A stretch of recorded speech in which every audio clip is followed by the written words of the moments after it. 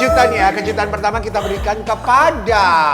Aduh deg-degan loh, aku deg-degan loh. Buat Deswita, silakan dibaca.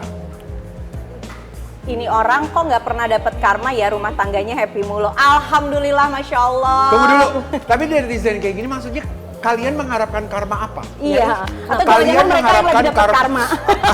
Enggak, tapi gue juga jadi penasaran nih kalau dia ngomong ini orang kok nggak pernah dapat karma.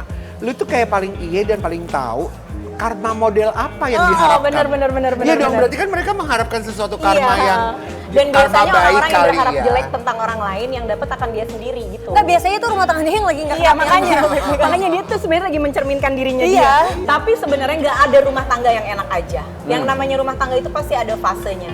Cuman perbedaannya lo memilih bertahan dengan fase itu dan melewati dengan cara yang baik, sama-sama baik, atau lo memilih untuk membubarkan itu. Karena kan setiap rumah tangga kan kayak Feby ada permasalahan yang nggak pernah ketemu jalan keluarnya.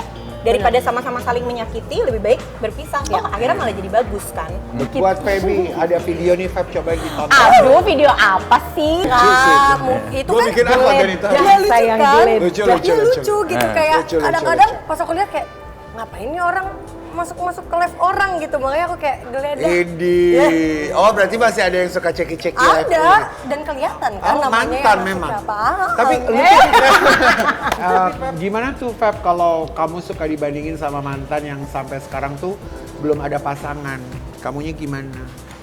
Ya Tapi mantannya emang belum ada pasangan. Belum. Nggak tahu. Katanya belum. katanya. Belum bisa move on Ya, dari jadi maksudnya Feby. kan netizen suka ngebanding-banding kamu udah punya pasangan, yang Ono belum. Ya makanya kalau udah dapet perempuan yang tulus, yang Jangan tidak melihat sia-siakan. kamu di masa jayanya aja, yang nemenin kamu dari nol bahkan dari minus, jangan disia-siain sih.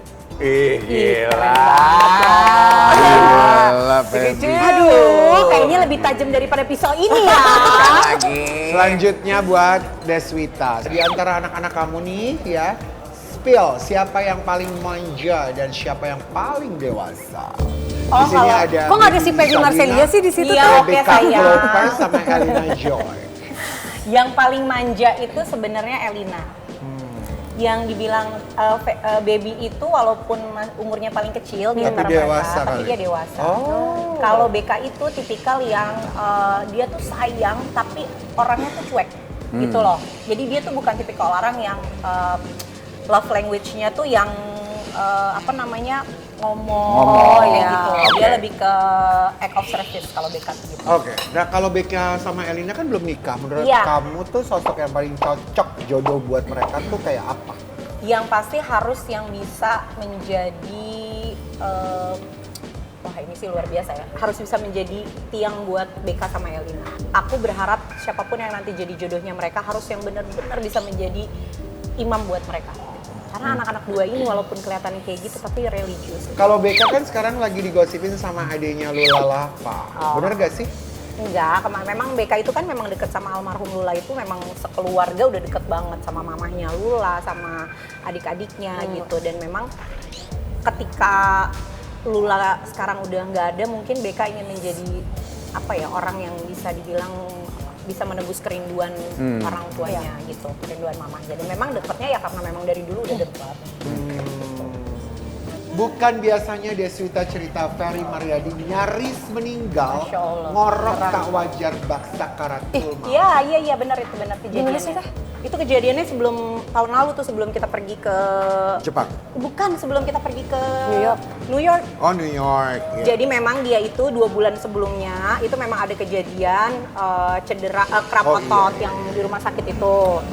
Terus dikasih obat, tapi karena waktu itu kata dokter memang penyakitnya dia ini bukan penyakit yang bisa dikasih obat terus harus sembuh. Memang itu akan sembuh sendiri kalau kramp otot tuh. Nah, terus aku nyampe di Jakarta, kita pergi ke dokter untuk ngeberesin otot pinggangnya dia karena kok kayaknya udah berbulan-bulan, udah berminggu-minggu minum obat kayaknya nggak ada kesembuhan nih. Ternyata disuntik, ternyata obatnya itu komplikasi ya.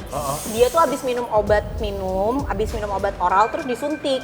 Aku tuh lupa bilang sama dokter. Jadi Dosisnya kebanyakan, badannya dia nggak bisa terima, tiba-tiba dia drop banget. Dan itu kayak orang sakaratul maut, jadi lidahnya tuh udah di dalam sini kan. Gitu, tidurnya tuh udah yang ngorok, udah gitu. Oh, aduh serem. Itu di rumah? Itu serem banget, itu di mobil. Dan kalau menurut Akang pada saat itu tuh dia memang bener-bener ngerasain dingin dari ujung kaki sampai ke ujung badannya dia gitu. Oh iya? Iya, dia ngerasa kayak gitu. Terus dia tuh nggak denger, baru denger itu ketika aku panggil namanya dia sambil aku pukul jantungnya. Kan biasanya kan kita kalau aku nggak manggil dia kan ayah gitu kan ya. Aku manggil dia ayah dia nggak bangun gitu. Terus nggak tahu gimana aku berpikir bahwa badan kita tuh hanya kenal nama kita. Jadi bukan nama Ayah panggilan, atau bukan iya. bunda, kakak, Iya, teteh, iya, bukan. Jadi iya. aku panggilan namanya dia sambil aku pukul jantungnya sebelah kiri, aku aku gituin. Baru itu dia kayak orang kalau habis tenggelam kan gitu ya, terus gitu. Gitu. Kayak gitu, Kak. Gitu, baru gitu terus aku aku tahu ternyata dia udah balik lagi nih gitu. Udah langsung aku bawa ke IGD. Habis itu Sempat dirawat ya? nggak dirawat, cuman di IGD itu dikasih infus untuk Dinetralisir. Iya, Netralisir. betul. Nah berarti yang ini kalau gue bawa ke IGD Ini bisa serem dinetralisir. Bisa, bisa dinetralisir jadi lebih Jadi makin panjang merah rambut ya, gue merah kayak lo. kayaknya ya.